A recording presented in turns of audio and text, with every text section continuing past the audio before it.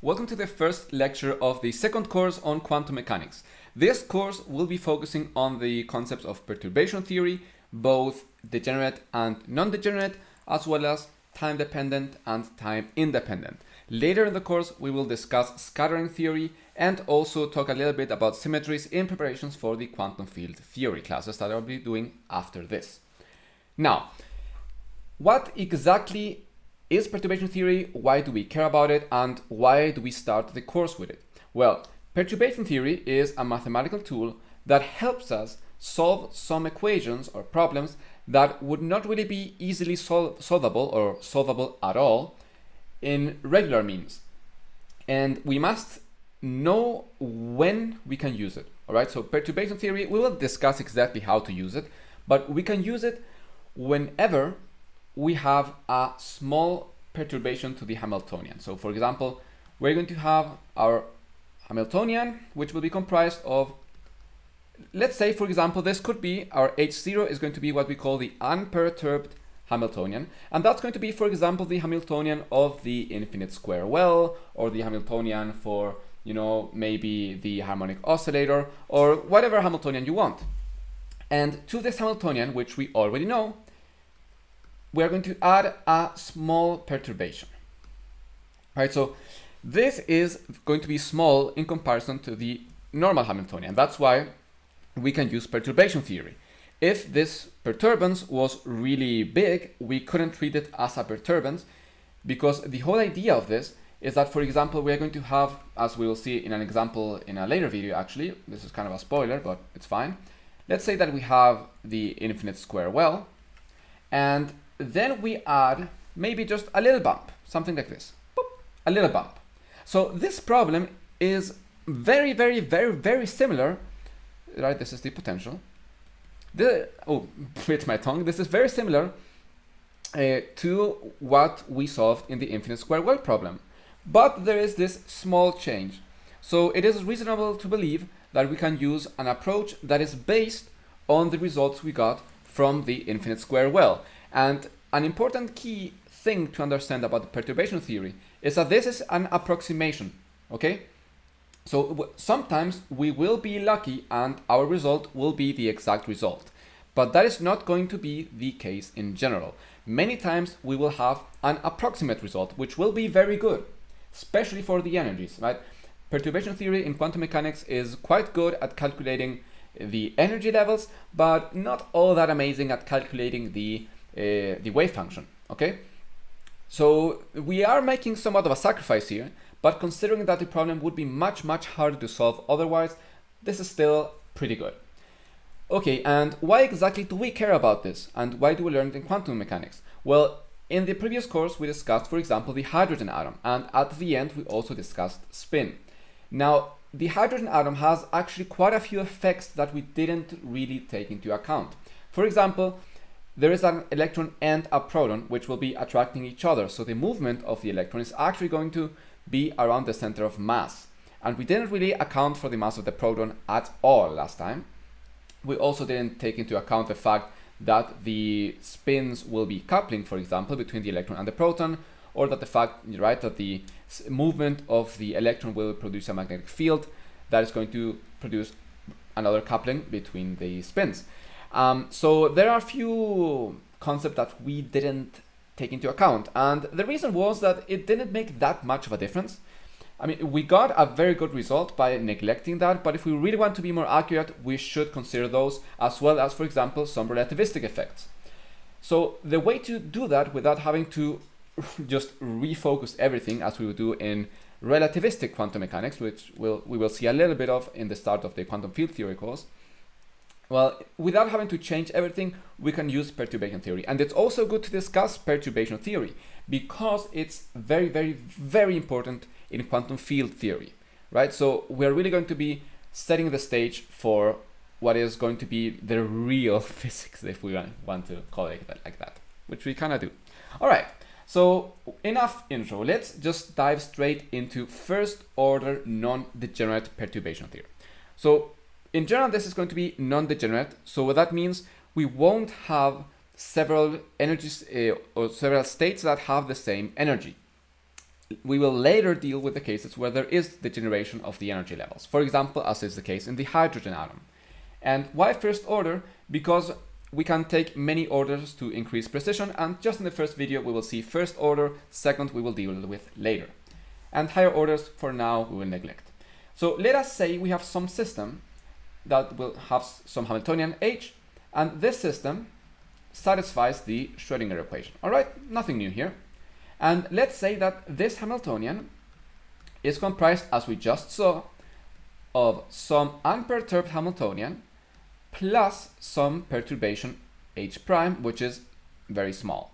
Okay, and this lambda term here is mainly going to help us keep track of the orders of the corrections. Okay, this is going to be a small number, of course, to help us know that this H bar is going to be small in comparison to H0, the unperturbed Hamiltonian, but as we'll see, the lambdas will end up dropping out, so this is mainly there, as I mentioned, to help us keep track of the correction orders. Alright, and as it is usually done in perturbation theory, we will now expand our wave functions and the energy levels, right, in terms of the corrections. So let us now write this as the unperturbed wave functions, all right? And that's why there's a 0 here. This is the 0th order correction, which means unperturbed, plus the first order correction, and we will add the lambda in front to signify that, plus the second order correction. And please make sure to read this out loud when you write it down, because I don't want you to get confused with these 0, 1, 2, thinking they are exponentials. We are simply keeping track of the orders of the corrections. And similarly, we will do this for the energy levels. All right, so the energy levels will be the unperturbed ones plus the first order correction plus the second order corrections, and so on and so forth. And of course, the same thing goes for the wave functions.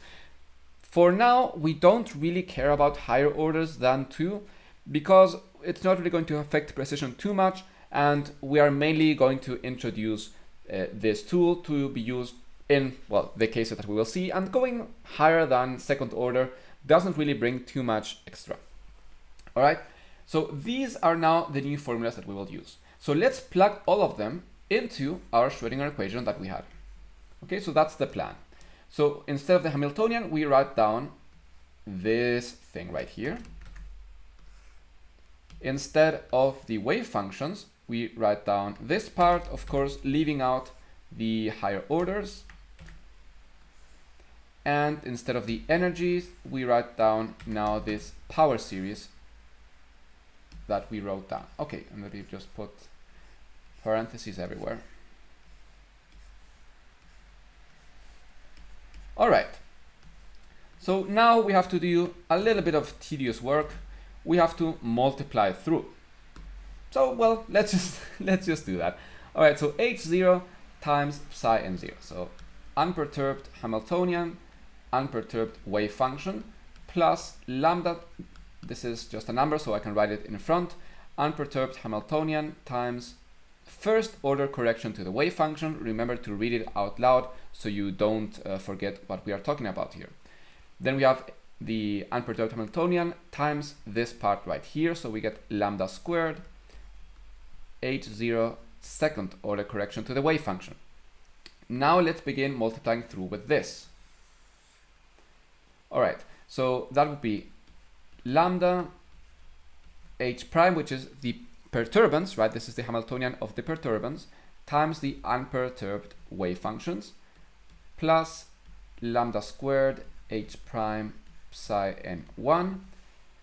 And if we were to multiply this part with this part, we would get something of the order of lambda cubed. But we said we don't really want to deal with higher order corrections than 2, so we will neglect that part.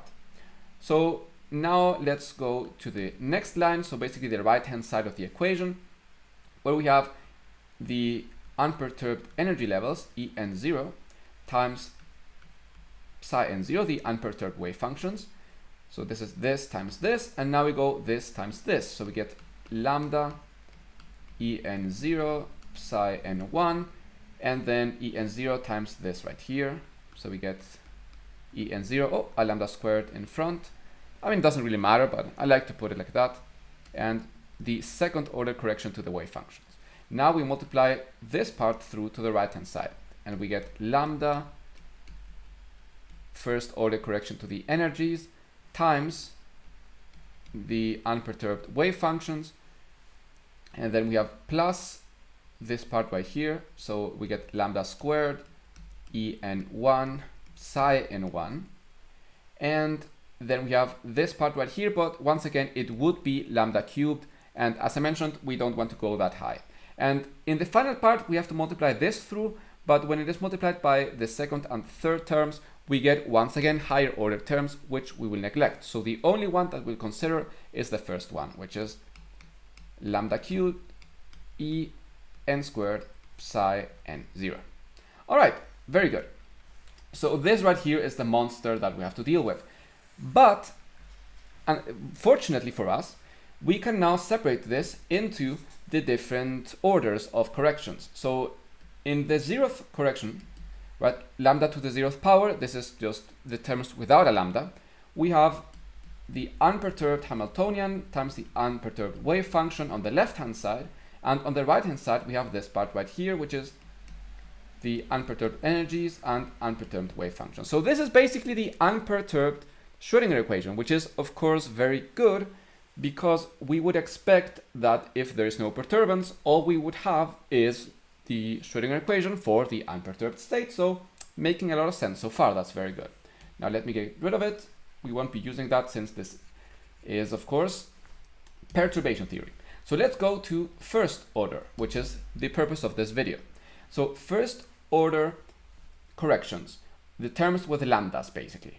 So we have this part right here, which is going to be the unperturbed Hamiltonian psi n1, and then we have this right here, so plus the perturbance psi n0, and then on the right hand side we have this en0 psi n1, and then this part right here plus en1 psi n0.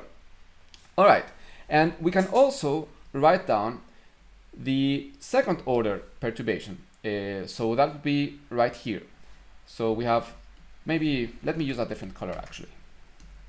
So we would have h0 psi n2, right? The second order correction to the wave function plus h prime psi n1. And on the right hand side we have three terms. So en0 psi n2 plus en1 psi n1 plus en2 psi n0. All right, so in these equations we have two important things to note. So up here we have en1, and down here we have en2. Now what are they? They are the first order corrections to the energies and the second order correction to the energies, and that is exactly what we want to find. Because if we have, for example, the hydrogen atom and we put it in a small magnetic field, we want to know what happens to the energy levels, for example.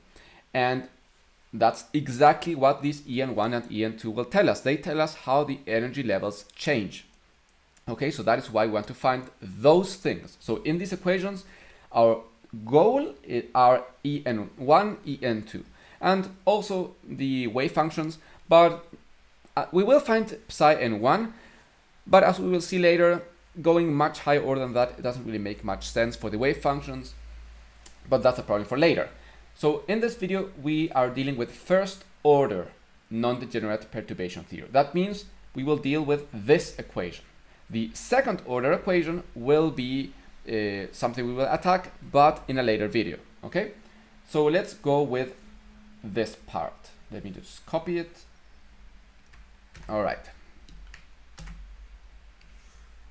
So we want to find En1. How do we do that? That is the great question here. Now we are going to use a trick, because since this is multiplied by the wave function, Well, how do we get rid of the wave function and isolate the number that is these energy levels? Well, what we can do is we can multiply by the complex conjugate of the wave function, of the unperturbed wave function, and then we can integrate, because then what we will get right here is going to be the integral of the first order correction of the energies times psi n conjugate, psi n, all of these unperturbed, of course, and, well, integrating, of course. And we can just take the en1 out. This is just a number. We can just write it out in front. So this will simply be the inner product between these functions. And since we are going to be dealing with normalized states, this should be equal to 1. So when we do that trick, our goal, which is to find, or our target maybe, which is this en1, will be isolated. And that's why we want to use this trick. And of course, we want to use the notation of brackets. Now, if any of this seems kind of odd to you, maybe go check out the videos on the mathematical formalism that we did for the last course. So what we're going to do is basically we're going to multiply from the left with the bra psi n0. Okay, so let's do that. So here on the left hand side we get psi n0 h0 psi n1, which will be a ket, plus, oh, whoopsie, forgot to put the bra in front, psi n0 h prime psi n0. This is equal to psi n0. Oh, I just noticed that my camera is kind of covering this up. Let me move it. It's not much, but there we go. Psi n0, where was I here? And then the en0 psi n1, and since I'm about to cover this, maybe just write it down here. Psi n0 en1 psi n0. But this part, of course, we already know is simply the first order correction to the energy, so maybe I'll just put it here, en1. All right, that's great. Now, what do we do next? Well, let us take a look at each one of these components. Now, here to the left-hand side, what do we have? We have the Hamiltonian. Now, there is a very important property of the Hamiltonian that you must remember.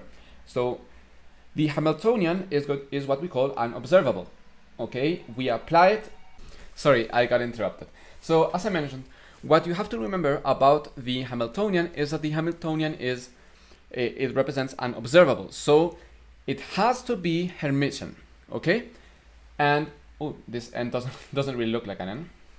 So what that means is that we can actually move it into this bra as its complex conjugate, and since it is Hermitian, we can leave it as it is.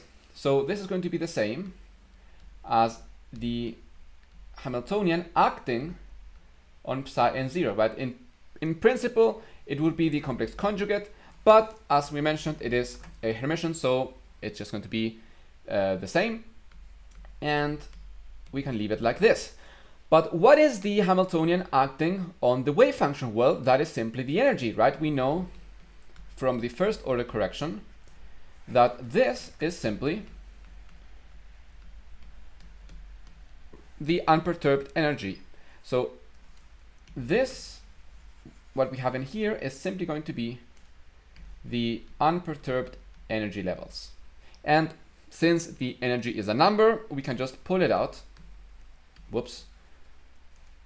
So what we get is en0 outside and just a bra between psi n0 and psi n1.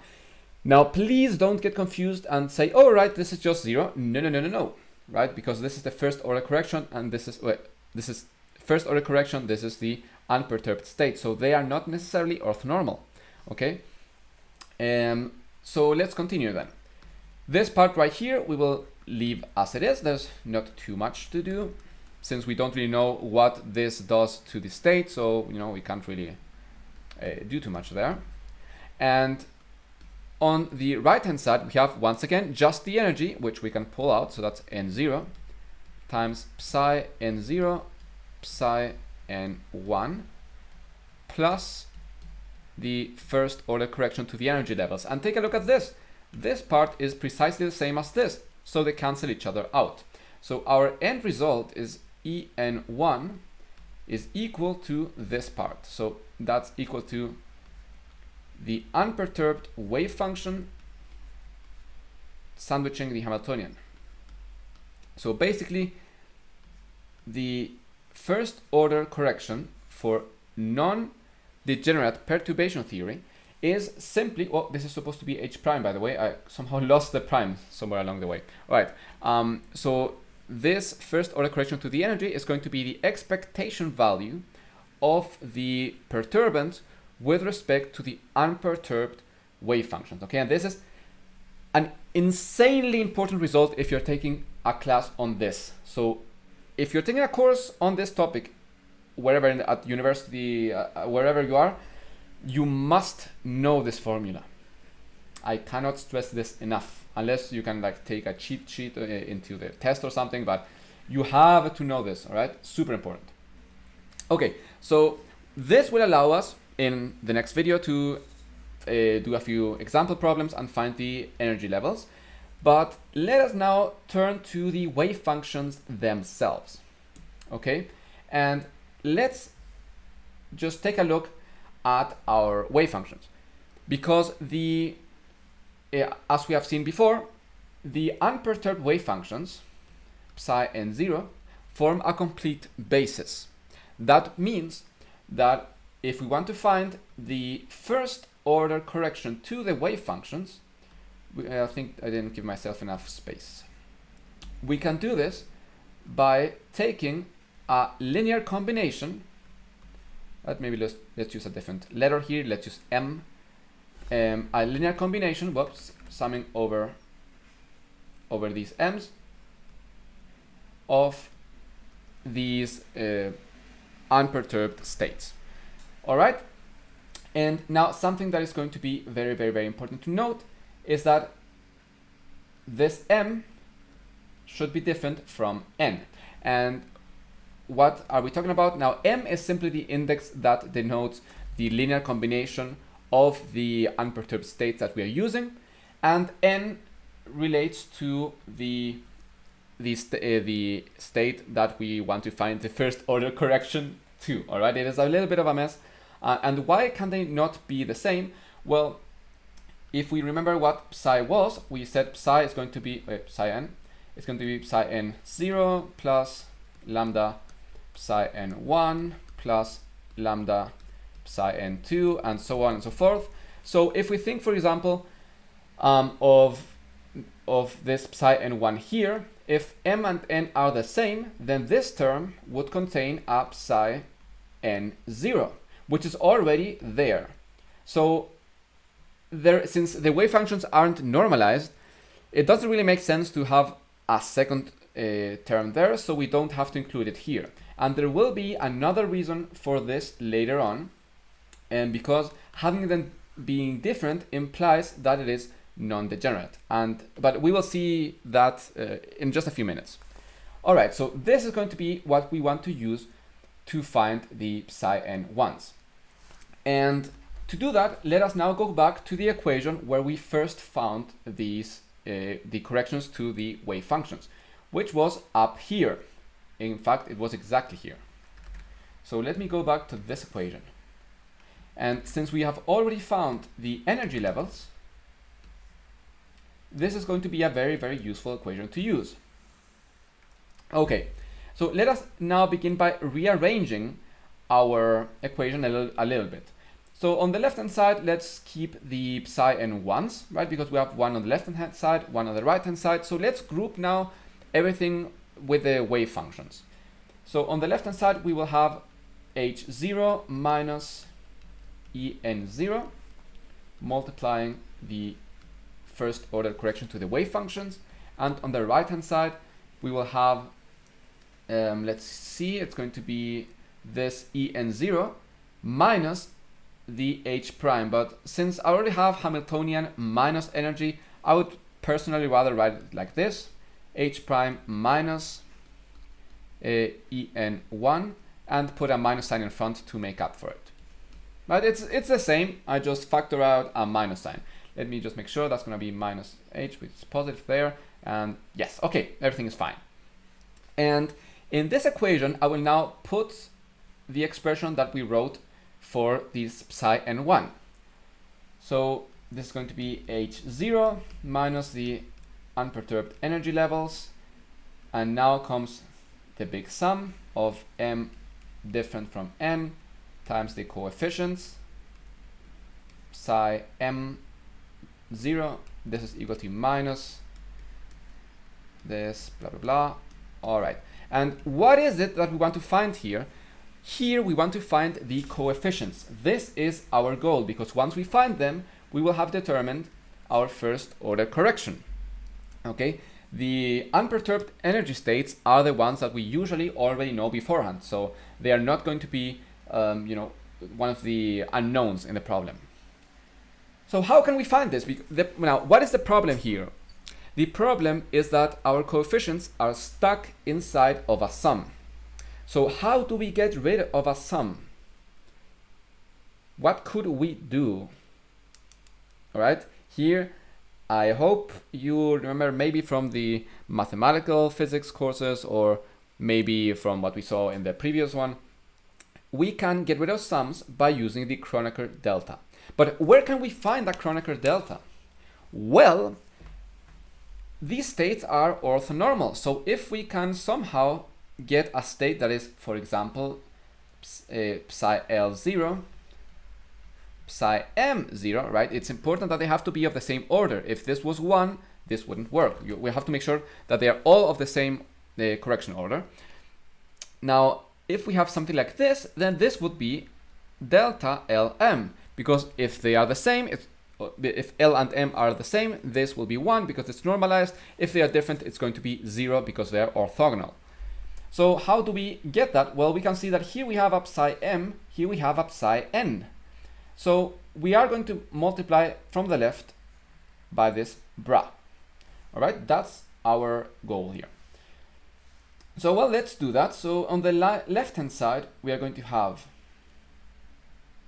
psi L0, and inside will be H0 minus En0, sum M different from N, coefficients, blah, blah, blah, psi M0, which we will write down now in the ket form. And on the right-hand side, we will have minus this psi L0 and sandwiched in between this part right here. All right, and now we have to just, wait, let me take this to the next page so we can go through it. Maybe there, I don't want to cover it with my camera. All right, so now we have to use these Hamiltonians. So on the left hand side, we are going to have this psi L0 acting on, or basically we can use once again the Hermitianity of the Hamiltonian to let it act on this wave function psi L, which will give us simply the EL0. All right, just as we did before when we had, I think it was something like this, right? And we let the Hamiltonian act on that, and we got En0. Now it's the same, except that since this has an L label, the energy must also have an L label. All right, so instead of the Hamiltonian here, we are going to get EL. 0, of course. All right, and these things right here are numbers, so we can actually now just pull them out. So we are going to have EL0 minus En0, multiplying now M different from N. The coefficients are also numbers, so we can just pull them out as well, and we get the bracket between psi L0 and psi M0, which is precisely what we wanted, because we know that this is the Kronecker delta. This is simply delta LM because of the orthonormality of the states. So we can now replace this by the delta, and this delta now kills the sum with the condition that L and M must be equal now. So we can replace every L by an M, or every M by an L, it doesn't really matter. Either way, it's the same.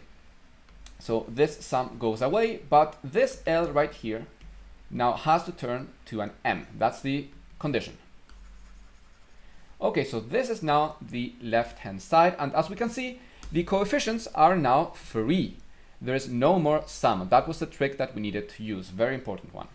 And on the right-hand side, we still have this whole Hamiltonian thing, so let's just split everything up. So we get minus psi 0L, the Hamiltonian psi n0, and then we have plus psi L0, the En1, psi n0.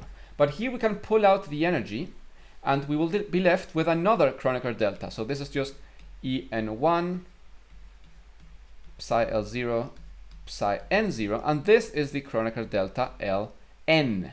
So this means that L and N will also have to share value here. And well, this is actually going to be an important thing, because either L and N are the same or L and M are different, right? Those are the two possibilities. So let's look at what happens in either case. So if they are the same, right, then, well, our left-hand side will be 0, and, well, our coefficients are kind of gone. And think about that a little bit. Well, just in case it isn't clear, why would the left-hand side be 0? Because we know that L is equal to M, and since if these two are the same, it means that M is equal to N. And this breaks down. Why? Because we had already said that the sum requires M to be different from N. Okay?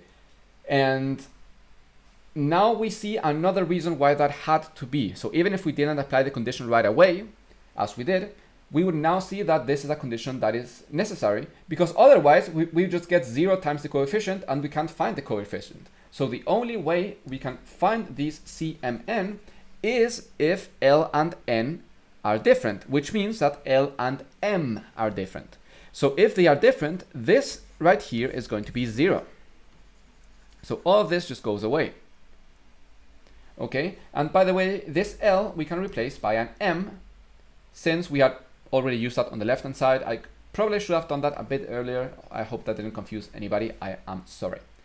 Okay, so now we can finally find the coefficients. The coefficients CMN are going to be minus psi m0 h prime psi n0